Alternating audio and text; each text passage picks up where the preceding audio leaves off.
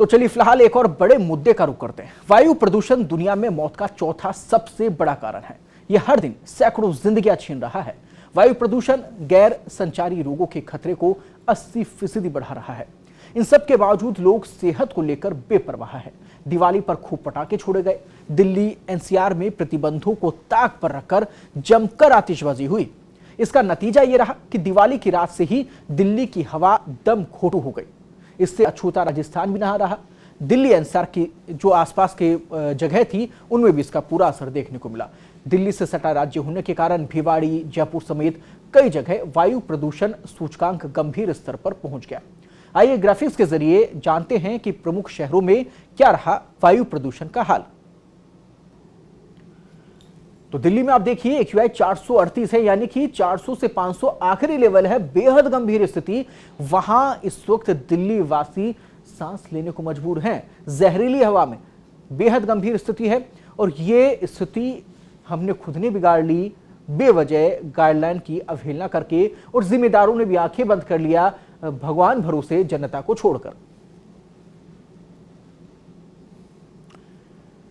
सिर्फ दिल्ली ही नहीं, राजस्थान के जो दिल्ली एनसीआर के पास के शहर हैं उनके हाल भी आप देखिए और आप चौंक जाएंगे। अजमेर में AQI 146 है।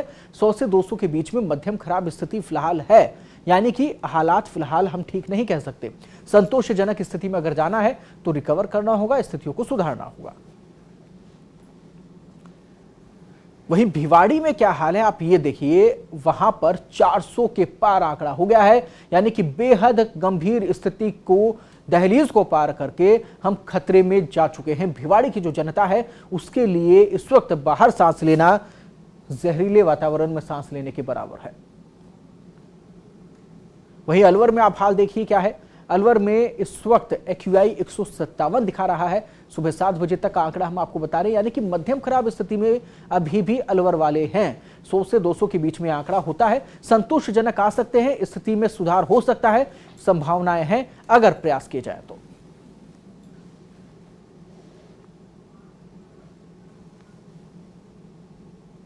चलिए बात करते हैं झीलों की नगरी उदयपुर की, जहां का वातावरण पूरे राजस्थान में फेमस है, शुद्ध माना जाता है। लेकिन वहां अब आप देखिए AQI है 221।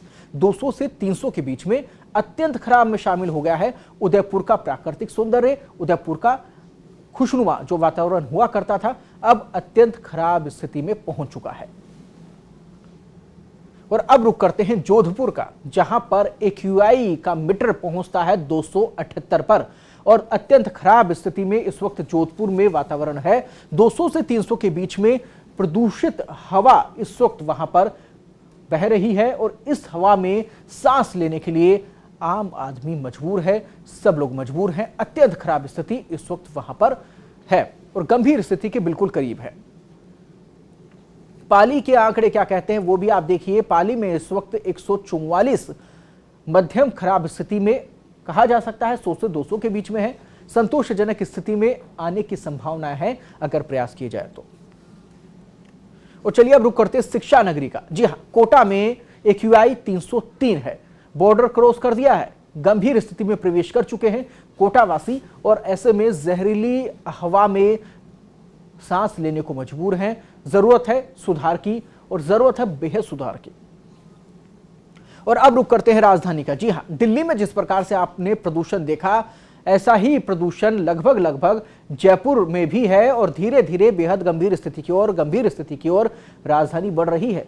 अत्यंत खराब में इस वक्त है और 300 के करीब पहुंचने वाले हैं, यानी कि गंभीर स्थिति में कदम रखने वाले हैं। अभी भी वक्त है, संभल जाइए, क्योंकि प्रदूषण अगर बढ़ता है और ये जहरीली हवा अगर बढ़ती है तो जिस कोरोना काल में ऑक्सीजन के संकट से आप जूझे थे, उस परेशानी से आप जूझे थे, वो समस्याएं वापस भी आ सकती हैं।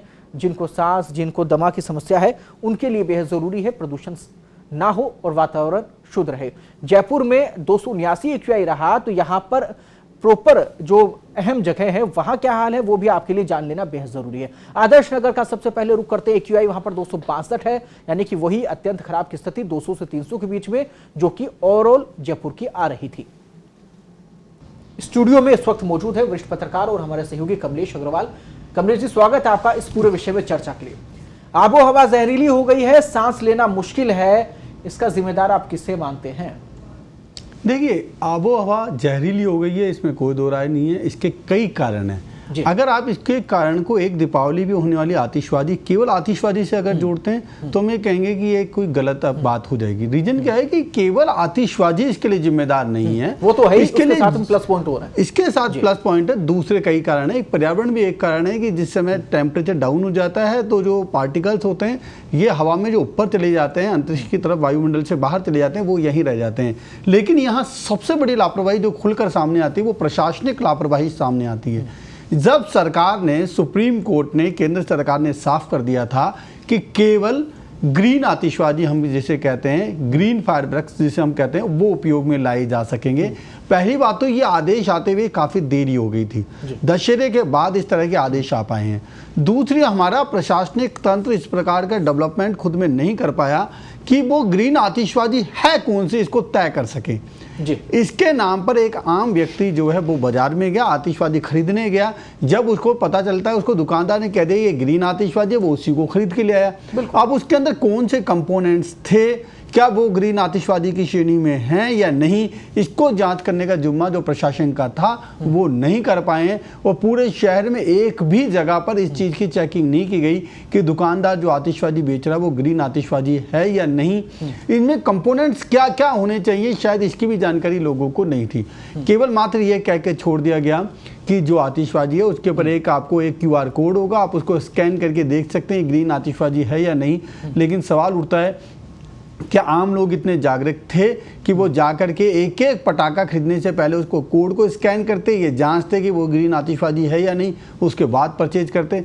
लेकिन इन सब का असर पड़ा तो आम लोगों की जेब पर पड़ा। जो आतिशबाजी उन्होंने खरीदी वो उनके जो आम दाम थे उससे 25 से 30% हम कह सकते हैं उसकी ज़्यादा कीमत पर खरीदी। और इन सारी लापरवाहियों का नतीजा था कि आज जो पर्यावरण के हालात है, जो आपने एयर क्वालिटी इंडेक्स बताया अभी जिसके हालात जो है जयपुर के अंदर अगर आपने बताया लगभग 300 के करीबन पहुंच गया है, और दिल्ली और NCR की बात करते हैं तो लगभग 400 के पार चला गया है।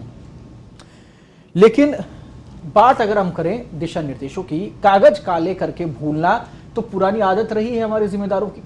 लेकिन कम से कम ऐसी स्थिति में आप अगर दिशा निर्देश देकर भूल जाएं, जो आदेश इतना जरूरी है कि अगर नहीं मानेंगे तो जानलेवा भी साबित हो सकता है।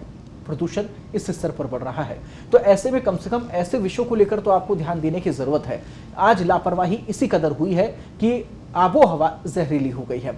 इसमें आपने जिक्र किया इसको लेकर के सावधानी ये बरती जानी थी कि QR कोड वहां दे दिया गया था और वहां पर उसकी बिक्री उसको चेक करके करनी चाहिए थी, ऐसी संभावनाएं रखी गई थी। लेकिन यहाँ एक और बड़ी लापरवाही भी हुई कमलेश जी कि प्रशासनिक चेकिंग तो बिल्कुल भी नहीं हुई दुकानों पर। एक और बड़ी दिक्कत ये थी जो व्यापारियों की तरफ से सामने आई, उन्होंने कहा कि उन्हें समय ही नहीं मिला, इतना समय दिया ही नहीं गया कि वो ग्रीन पटाखे मंगा सके। काफी देर से ऑर्डर जारी हुए और उसके बाद में जो उनके पास में स्टॉक था वो बाजार में बिका, किल्लत हुई इसको लेकर और पुराना स्टॉक लोगों ने चुपचाप इसके सहारे निकाल दिया। तो जो पुराना स्टॉक था वो दुकान में रखने क्यों दिया गया? क्या ये जिम्मेदारी नहीं थी प्रशासन की कि आखिरकार इतना तो चेक कर लें हम कम से कम जाके कि पुराना स्टॉक क्यों रखा गया है? देखिए, ये वास्तव में बड़ी एक लापरवाही। व्यापारी की अगर हम मानसिकता की बात करते हैं तो व्यापारी ये सोचता है कि उसको ज़्यादा से ज़्यादा मुनाफा हो, उसके लिए पर्यावरण और हम दूसरे जो चीज़ें होती है सुरक्षा भी इसमें बड़ा एक पॉइंट ऑफ व्यू आप देख सकते हैं कि जो पुराने पटाखे जो होते हैं, जो हम एक्सपायरी डेट कह सकते हैं, एक काफ़ी पुराने हो जाते हैं, उनके द्वारा दुर्घटनाएं होने की संभावनाएं ज़्यादा बढ़ जाती है। ऐसी स्थिति है, लेकिन हम मानसिकता अगर हम व्यापारी की देखें तो मुनाफे की है। तो ऐसी स्थिति में जब ग्रीन पटाखा उनको बेचने की अनुमति मिली तो ग्रीन पटाखे जो मार्केट से जो परचेज करके जो बाहर से जो इंपोर्ट करके आते हैं, दरअसल आप ये देखिए कि पटाखों पर रोक लगने का आदेश कब आया? रोक लगने का आदेश आया है अक्टूबर के अंदर आया है, और उससे पहले व्यापारियों ने पटाखे बेचने की पूरी तैयारियां कर ली थी। जो शिवकाशी और तमिलनाडु और दूसरे जो शहरों से जो पटाखे साल भर पहले बुकिंग हो जाती है, वो तो उनके 6 महीने 8 महीने पहले ही इंपोर्ट करने के लिए उन्होंने कर चुके थे, वो मंगवा भी चुके थे स्टॉक। ऐसे में जब जो उनके पास स्टॉक पड़ा हुआ था उसको बेचने के अलावा उनके पास दूसरा चारा क्या था? क्या कोई व्यापारी आज इतना सजग है, क्या लोग इतने सजग हैं कि वो अपना नुकसान उठा करके और ये सोचना हम पर्यावरण को बचा लें, जबकि पर्यावरण को जो नुकसान पहुंचा है वो उनके नुकसान से कई हजार गुना ज़्यादा है। लेकिन एक व्यक्ति जो होती है उनकी मानसिकता जो होती है खुद के फायदे और नुकसान तक सीमित होकर रह जाती है। इसी का ये खामियाजा हमें आज भुगतना पड़ रहा है आम लोगों को, जो प्रशासन ने लापरवाही की, जो देरी से इस प्रकार का एक ऊहापोह की स्थिति, पहले रोक लगा दी फिर बेचने की अनुमति दे दी। आपने पहले क्यों नहीं इन सारी परिस्थितियों पर विचार किया? क्यों नहीं आपने पहले से इन चीजों को नाप तोल कर चले? क्यों नहीं आपने इन परिस्थितियों का अगर पहले से विचार कर लिया होता तो शायद जो आज जो हालात बने हैं उनसे बेहतर स्थिति में आज हम होते। और इन स्थितियों के लिए अगर हम व्यक्ति विशेष को जिम्मेदार करें, जनता को जिम्मेदार माने या फिर व्यापारियों को जिम्मेदार माने, तो वो भी न्याय नहीं होगा, क्योंकि लापरवाही तो ओवरऑल हुई है, हर तरफ से हुई है। यहाँ एक और समझने वाली बात यह है और बड़ी विडंबना भी है कमलेश जी ये, कि जब सरकार की तरफ से आदेश आ गए, जिम्मेदारों की तरफ से आदेश आ गए कि ग्रीन पटाखे का आप इस्तेमाल करें, तो क्यों ग्रीन पटाखों के अलावा सप्लाई हुई फैक्ट्रियों से बाकी पटाखों की? जब प्रोडक्शन ही आप रोक देंगे, ऐसे पटाखों का निर्माण ही आप रोक देंगे, तो फिर आगे समस्या ही नहीं होगी, बाजार तक वो चीज़ पहुंचेगी नहीं। तो क्या आपको नहीं लगता कि फैक्ट्री स्तर पर ही कार्रवाई की जानी चाहिए थी और वहां पर प्रोडक्शन ही रोक, जो पटाखे प्रदूषित करते हैं, प्रदूषण फैलाते हैं, उन पर वहीं रोक लगा दो आप, प्रोडक्शन ही नहीं होगा। देखिए, सारी चीज़ों का आपने जो हल बताया कृपाशंकर जी, यही इसका हल है कि जिन चीज़ों पर रोक लगानी है तो जहां से जो प्रोडक्शन होता है हम वहीं पर रोक लगा दें, तो शायद आगे आकर के इस प्रकार की परिस्थितियां और कम होते हैं। जहां फैक्ट्री है, जहां प्रोडक्शन हो रहा है, वो कम पॉइंट है, बिक्री वाले पॉइंट ज्यादा पॉइंट है।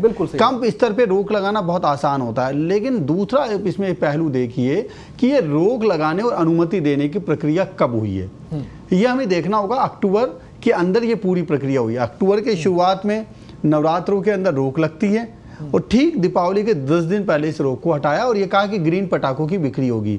अब ये भी प्रशासनिक तंत्र पे देखना चाहिए कि क्या 10 दिन में जितनी आवश्यकताएं हैं, जितनी डिमांड है, क्या उतनी सप्लाई मार्केट में हो सकेगी? जो पुराना स्टॉक है उसका क्या किया जाएगा? इन सारे पहलुओं को देखने के बाद इस प्रकार के आदेश जो होते हैं वो जारी किए जाने चाहिए। और एक चीज और भी हमें समझ लेना चाहिए कि जो एयर क्वालिटी इंडेक्स है, ये आपने बताई आंकड़ा बिगड़ चुका है। हम कह सकते हैं कि जयपुर के लिए एक राहत भरी कदम ये कह सकते हैं कि यहाँ का आंकड़ा लगभग 300 के नीचे है, 280 के करीबन बना हुआ है। गंभीर के बिल्कुल बॉर्डर पे है। इसको आंकड़े को हम सुधारने की तरफ आगे बढ़ सकते हैं। लेकिन जो दिल्ली है, एनसीआर का भिवाड़ी से जुड़ा हुआ जो इलाका आपने बताया, जहाँ 400 से ऊपर का आंकड़ा था, आपने भिवाड़ी का बताया 409 आंकड़ा था, 403 भिवाड़ी में था और 450 के करीब दिल्ली में। इस आंकड़े के अंदर पहुंचने के बाद सांस लेने के अंदर व्यक्ति सोच सकता है कि कितनी ज्यादा तकलीफ होगी। अगर हम एक स्टडी की बात करते हैं कि उस स्टडी के अंदर बताते हैं कि 300 से ऊपर जो आंकड़ा होता है उसके अंदर जो व्यक्ति सांस लेता है वो एक दिन के अंदर उतना प्रदूषित वायु अंदर ले लेता है जितना एक व्यक्ति धूम्रपान के जरिए, 30 सिगरेट के जरिए अपने अंदर जितना कार्बन मोनोऑक्साइड और अदर जो पॉल्यूटेड जो चीज़ें नुकसानदेह वायु अपने श्वास, अपने फेफड़ों के अंदर पहुंचाता है। तो हम समझ सकते हैं कि कितनी गंभीर स्थिति वहाँ बनी हुई है। तो इस एयर इंडेक्स को सुधारने के लिए क्या स्टेप उठाए जाने चाहिए, इसके ऊपर सरकार को विचार करना चाहिए ताकि एयर क्वालिटी इंडेक्स को सुधारा जा सके।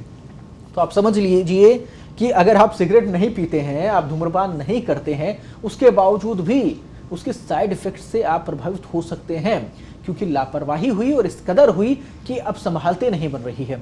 जरूरत है इन स्थितियों को सुधारने की। आपने कहा कमलेश जी कि समय रहते ना तो ऑर्डर जारी हुए और ना ही समय रहते निर्देश दिए गए।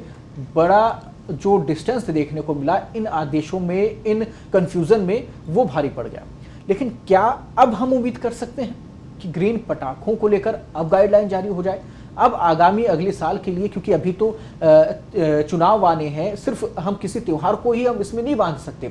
त्योहारों से ज़्यादा तो चुनाव के दौरान आतिशबाजी ये लोग कर देते हैं, जिस प्रकार से लापरवाही हो जाती है। बाकी फेस्टिवल्स भी आएंगे, अभी नई साल आएगा तब पटाखों का काफ़ी ज़्यादा यूज़ में लिया जाएगा, उस समय प्रदूषण भी होगा, सारी चीज़ें होंगी। तो क्या अब प्रोडक्शन बंद किया जा सकता है उन पटाखों का? क्या अब ग्रीन पटाखे आप लागू कर सकते हैं? और अगर नहीं लागू करते हैं तो क्या अब इनके खिलाफ कार्रवाई होनी चाहिए? देखिए, आपने बिल्कुल सही कहा। दीपावली का एक त्यौहार निकल गया है। दीपावली पे आतिशबाजी एक परंपरा बन गई है। लेकिन हमें सोचना होगा कि अब अगले महीने दिसंबर के अंदर क्रिसमस भी आने वाला है, उसके ठीक बाद न्यू ईयर भी आने वाला है और उसके बाद मकर संक्रांति का भी उत्सव आएगा, और इसके साथ में इसके बीच के अंदर कई सारे चुनाव होते हैं जहाँ खुशी जाहिर करने का एक माध्यम बन गया आतिशबाजी। ऐसे में अब प्रशासन को सावधान हो जाना चाहिए, और जहाँ पे ग्रीन पटाखों की श्रेणी के अलावा जो पटाखे बिक रहे हैं उनकी बिक्री के पर रोकथाम लगाने के साथ साथ ही उनके उत्पादन पर रोकथाम लगाई जानी चाहिए, ताकि आगे आने वाला वक्त जो है हम उसको सुधार सकें। साथ ही साथ के अंदर ये भी जानकारी लोगों को देनी चाहिए कि ग्रीन पटाखों की श्रेणी में कौन से पटाखे होते हैं, और ये भी हमें जानकर चलना चाहिए कि ग्रीन पटाखों का मतलब ये नहीं है कि पॉल्यूशन फ्री है। ग्रीन पटाखों का मतलब सिर्फ इतना ही है कि जो पर्यावरण को जो नुकसान पहुंचता उसका 30 से 35% तक, ऑन एन एवरेज 35% तक वो पॉल्यूशन कम करते हैं। पॉल्यूशन करते हैं पर 35% तक कम करते हैं। ऐसी स्थिति में हम अगर आतिशबाजी करते भी हैं, सावधानी से रखें, सीमित मात्रा में रखें, और जितने कम हो सके उतना उपयोग में करें। उपयोग ना करें, हम ये नहीं करें, कम करें, ताकि पर्यावरण को बचाने में हम अपना योगदान दे सकें। बिल्कुल सही बात है, और हर किसी की जिम्मेदारी बनती है। हर आम आदमी की बात हो, किसी व्यापारी की बात हो, या फिर देश के किसी भी नागरिक की बात हो, जिम्मेदार तो इसमें शामिल है ही। हर किसी पर यह बात लागू होती है कि वो अपने पर्यावरण की रक्षा करे, वो इस जिम्मेदारी को समझे और इस लापरवाही में शामिल ना हो। अगर आपको लगता है कि आपके आस पड़ोस में भी इस प्रकार की कोई लापरवाही कर रहा है, जिसे आपको लगता है कि पर्यावरण को नुकसान होगा किसी भी माध्यम से, तो आप उसे भी टोकें, क्योंकि आपकी जिम्मेदारी है इस देश के लिए, किसी व्यक्ति विशेष के लिए नहीं है। फिलहाल चर्चा में आप शामिल हुए कमलेश जी, पूरी चर्चा को आपने सार्थक बनाया, बहुत बहुत धन्यवाद आपका। दर्शकों तक आपने महत्वपूर्ण जानकारी पहुंचाई है। वायु प्रदूषण को लेकर जिस प्रकार से हालात बन रहे हैं, चाहे दिल्ली एनसीआर की बात हो, राजस्थान की बात हो, या फिर अदर स्टेट्स की बात हो, इसमें सुधार की बेहद जरूरत है, और अब भी समय है। अगर अभी हम नहीं संभले तो फिर हम नुकसान दे जाएंगे उन तमाम लोगों को जो सांस से पीड़ित हैं, जो अन्य बीमारियों से पीड़ित हैं, या फिर कोरोना जैसी लहर की चपेट में आने से भी रोकना मुश्किल हो जाएगा।